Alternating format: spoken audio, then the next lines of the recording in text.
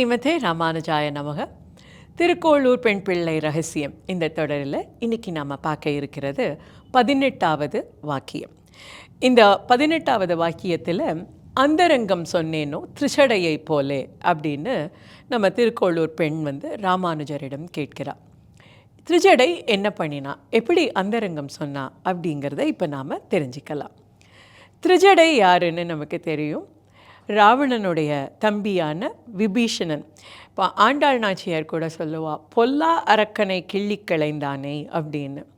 ஏன் அந்த இடத்துல அந்த பொல்லா அப்படிங்கிற ஆப்ஜெக்டிவை யூஸ் பண்ணுறா அப்படின்னா, அங்கேயே ஒரு நல்ல அரக்கன் இருக்கான். அந்த நல்ல அரக்கன் தான் இந்த விபீஷணன். இந்த விபீஷணனுடைய பொண்ணு திரிஜடை. அவளுக்கு ஏன் இந்த திரிஜடை அப்படிங்கிற பேர் அப்படின்னா, அவளுக்கு முடி ரொம்ப அடர்த்தியாக இருக்குமா. ரொம்ப அடர்த்தியாக இருக்கிறதுனால அந்த தலையை 3 பாகமாக வகுந்து 3 ஜடை பின்னி போட்டுருக்கிறதுனால அவளுக்கு திரிஜடை அப்படிங்கிற ஒரு பேர் அப்படின்னு, இது ஒரு காரண பெயர் அப்படின்னு சொல்லுவாள் திரிஜடை. இந்த திரிஜடை அப்படியே தந்தையை போலவே நல்ல குணங்கள் உள்ள ஒரு அரக்கியாக இருந்தாள். இப்போ இவள் எங்கே வந்தா அப்படின்னா, சீதையை கவர்ந்த ராவணன் வஞ்சியை அவன் அப்படியே வஞ்சியை அரக்கனும் செஞ்சவே அஞ்சியே அவளை நேரடியாக பார்த்து தீண்டி பேச அஞ்சியே வஞ்ச அரக்கியர் இருக்கக்கூடிய அந்த சின்சுப வனத்திடை சிறை வைத்தான் அப்படின்னு சொல்லுவேன். அதாவது இந்த கடத்திட்டு போய் ராவணன் அவனுக்கு இருக்கக்கூடிய சாபத்தினாலையும் சீதையை நேரில் தீண்டுறதுக்கோ பார்த்து பேசுறதுக்கோ பயந்து ரொம்ப அரக்கியர்கள், கொடிய அரக்கியர்களெல்லாம் அவளுக்கு காவலாக வச்சு சின்சுப வனம் அப்படின்னு சொல்லக்கூடிய அவனுடைய அசோக வனத்தில் கொண்டு போய் அவளை காவல் வைத்தான், சிறை வைத்தான் அப்படின்னு சொல்லக்கூடிய அந்த இடத்த பார்க்குறோம். இந்த சின்சுப வனத்தில் இந்த அரக்கியர்களுக்கெல்லாம் தலைமை அரக்கியாக இருக்கக்கூடியவ தான் இந்த திரிஜடை. இந்த திரிஜடை எப்போவுமே நமக்கு சீதா பிராட்டிக்கு ஒரு உற்ற தோழியாக, தோழிங்கிறத விட ஒரு அன்னையாக, அந்த இடத்துல அம்மாவாக இருந்து அவளுக்கு பலவிதமான ஆறுதலையும் சொல்லி அவள் சிறை இருந்த காலம் பூரா அவளை காப்பாற்றின ஒரு அம்மாவாக ராமாயண காதையில் நம்ம திரிஜடையை பார்க்குறோம்.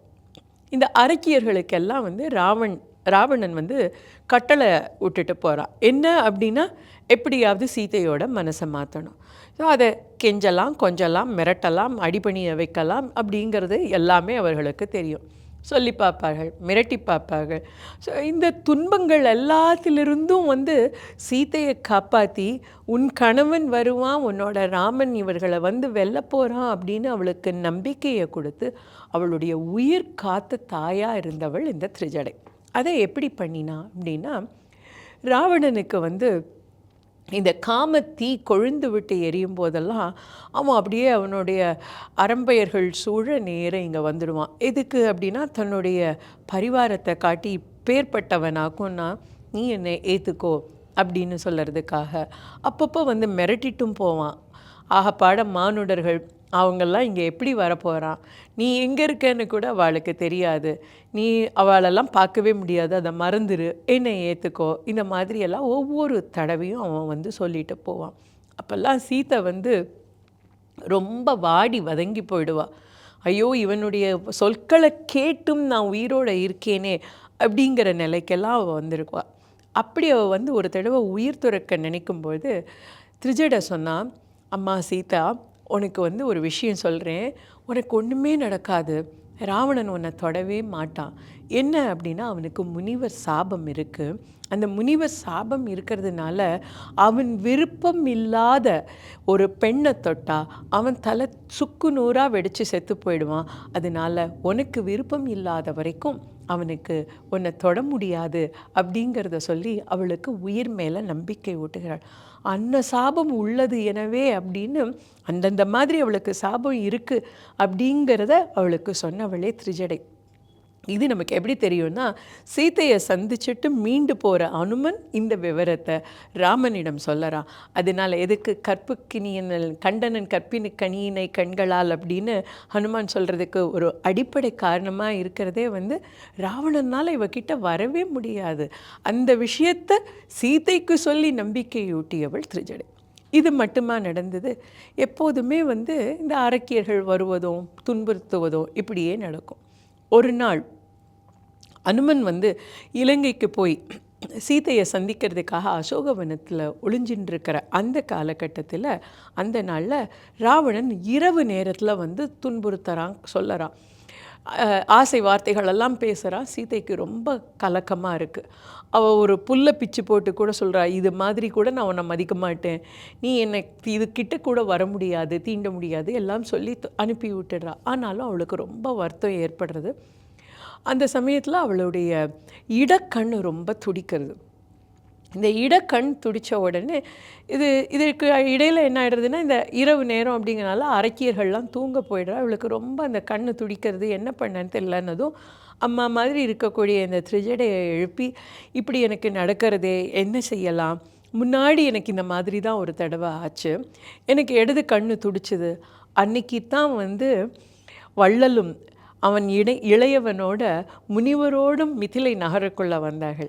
எப்படி வந்தா, விஸ்வாமித்திரர் முதல்ல போக, அவளுக்கு பின்னால் கரிய செம்மலான ராமன் வர, அவனுக்கு பின்னால் லக்ஷ்மணன் வர, இந்த 3 பேரும் வந்ததை அவள் தன்னுடைய மாளிகையோட உப்பரிகையில் இருந்து பார்த்த அந்த காட்சி, அது நடந்த அன்னைக்கு அவளுடைய இடது கண் துடிச்சுது. இதே போல் துடிச்சுது. அன்னைக்கு தான் ராமனை வந்தான். அதுக்கப்புறம் ஒரு தடவை எனக்கு வலது கண் துடிச்சுது.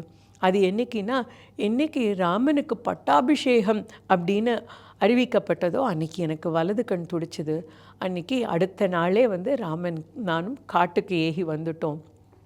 இப்போது எனக்கு திருப்பியும் இடது கண் துடிக்கிறது. இதோட அர்த்தம் என்ன அப்படின்னு திரிஜடை கிட்டே கேட்குறா. அப்போ திரிஜடை ரொம்ப அழகாக சொல்கிறா, அம்மா, ஆண்களுக்கு வலது கண்ணும் பெண்களுக்கு இடது கண்ணும் துடிச்சா நல்லது நடக்கணும். நீயே பாரு எப்படி சொல்லியிருக்க, உனக்கு இடது கண்ணு துடிச்சப்பெல்லாம் நல்ல காரியம் நடந்தது.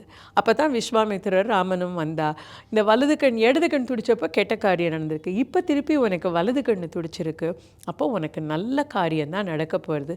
நீ வேணா பாரு, ராமனோட தூதன் வருவான், வந்து இங்கே ராவணனை பார்த்து பேசுவான், ராமலக்ஷ்மணர்கள் வருவார்கள், இந்த அரக்கர்கள் அழிய போர் செய்து ஜெயிச்சுன்னு போவார்கள் அப்படின்னு சொல்லிட்டு திரிஜடை இன்னொரு விஷயமும் சொல்கிறா. நீ என்னை துயில் உணர்த்தினியே, அதாவது என்னை தூக்கத்துலேருந்து எழுப்பினியே, அப்போ நான் ஒரு அழகான கனவு கண்டுருந்தேன். அந்த கனவில் என்னென்னா, இந்த லங்கை இருக்கே, இந்த லங்கை காட்டிலிருந்து பெரிய யானை கூட்டம், எல்லாம் மத யானை கூட்டம் வந்து அப்படியே கிளம்பி வெளியில் போகிறது. அங்கே எதிர்த்து 2 சிங்கங்கள் வந்து நின்று போர் புரியறது. இந்த காட்டு யானைகளுக்கும் சிங்கத்துக்கும் இடையில் போர் நடந்து இந்த யானைகள் எல்லாமே அழிந்து விடுகிறது. இந்த யானைகள்லாம் அழிஞ்ச உடனே இந்த லங்கை அரண்மனையிலிருந்து மகாலட்சுமி 1000 விளக்குகளோட அப்படி ஒளிபொருந்திய விளக்கோடு எடுத்துட்டு அவள் அப்படியே வெளியில் போயிடுறா. இந்த இடமே இருள் சூழ்ந்த இடமாயிடுறது. அந்த நேரத்தில் இந்த காட்டிலிருந்து ஒரு வண்ண மயில் கிளம்பி அந்த சிங்கங்களோடு போயிடுறது அப்படின்னு ஒரு கனவை சொல்லறா. அதுக்கு சீத்தை கேட்குறா, இந்த கனவை எனக்கு விவரித்து சொல்ல அப்படின்னு. அந்த விவரணையில் திரிஜடை சொல்கிறா, இந்த காட்டு யானை தான் ராவணனும் அவனை சார்ந்த அரக்கர் கூட்டமும், வந்த சிங்கங்கள்னால் ராமலக்ஷ்மணர்கள். இந்த போரில் அரக்கர்கள் மாண்டு போகிறார்கள். அப்படியே இங்கே குடியிருக்கக்கூடிய மகாலட்சுமி, குபேரன், சம்பத்து அதெல்லாம் இந்த இடத்த விட்டு போயிடுறது. இந்த காட்டிலிருந்து கிளம்பி போகிற வண்ண மயில் நீ தான். அதுக்கப்புறம் என்ன நடந்தது அப்படின்னு சீத்தை கேட்குறா. நீ தான் என்னை அதுக்குள்ளே எழுப்பிட்டியே அப்படின்னு. உடனே சீத்தையோ, அம்மா பொப்போ, நீ தொடர்ந்து தூங்கி எனக்கு மேற்கொண்டு இந்த கனவை பார்த்துன்னு சொல்கிறா. அந்த அளவுக்கு திரிஜடை வந்து சீத்தைக்கு உற்ற தோழியாய், பெற்ற அன்னையாய், ஆதரிக்கக்கூடியவளாய், அப்படியே தோள் கொடுத்து சுகதுக்கங்களை கேட்கக்கூடியவளாய் இருக்கா. இது மட்டும் இல்லாமல் ராமன் வந்து விடுகிறான். ராமனுக்கும் ஆன யுத்தம் நடக்கிறது. நமக்கு அந்த யுத்தமே தெரியும். முதல் நாள் ராவணன் போகிறான், இன்று போய் நாளைவான அவன் வந்து அதில் தோற்று வெளியில் வந்து விடுகிறான். அடுத்ததாக வந்து கும்பகர்ணன் போகிறான், கும்பகர்ணனும் அதில் மாண்டு போகிறான். அதிகாயன் போகிறான், அதிகாயனும் உயிரிழந்து விடுகிறான் போரில். அதுக்கு அடுத்ததாக மேகநாதன் இந்திரஜித் போகிறான் போருக்கு. இந்திரஜித் போய் அந்த போர் நடக்கும்போது அவன் வந்து ஒரு கட்டத்தில் பிரம்மாஸ்திரத்தை பிரயோகிக்கிறான். இந்த பிரம்மாஸ்திரத்தை பிரயோகிக்கும் பொழுது இந்திரஜித்துக்கும் லக்ஷ்மணனுக்கும் தான் போர் நடக்கிறது. அப்போது வந்து ராமன் வந்து தன்னுடைய பூஜை பண்ணி கொண்டு இருக்கான்.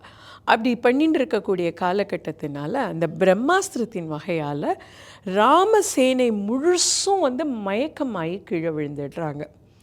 லக்ஷ்மணன் உட்பட. இதில் 3 பேருக்கு ஒன்றும் ஆகலை. அது யாருன்னா ஜாம்பவான்.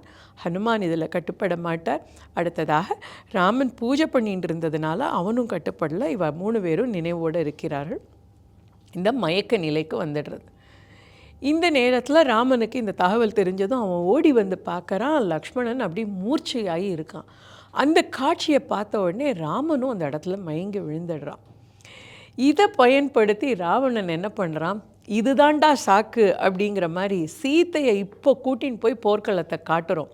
காட்டினா இவங்கெல்லாம் மயங்கினதை பார்த்ததும் அவன் நம்மளை ஏற்றுண்டுருவா, இனிமேல் உனக்கு வழியே இல்லைன்னு சொல்லிட்டு நேராக தன்னுடைய விமானத்தை அனுப்பி திருஜடையும் சீத்தையும் அதில் இன்னும் சில அரக்கிகளையும் ஏற்றிண்டு நேராக போர்க்கோல காட்சி அப்படியே ஒரு ஏரியல் வியூவில் பார்க்கலான்னு இவளை கூட்டின்னு போகிறான். அங்கே பார்க்குறோம், சீத்தையை எட்டி பார்க்குற ராமனும் லக்ஷ்மணனும் மூர்ச்சையாகி கிடக்கிறத பார்த்ததும் அவள் வந்து விமானத்துலேருந்து குதித்து செத்துடலாம் அப்படின்னு அவள் முயற்சி பண்ணுறா.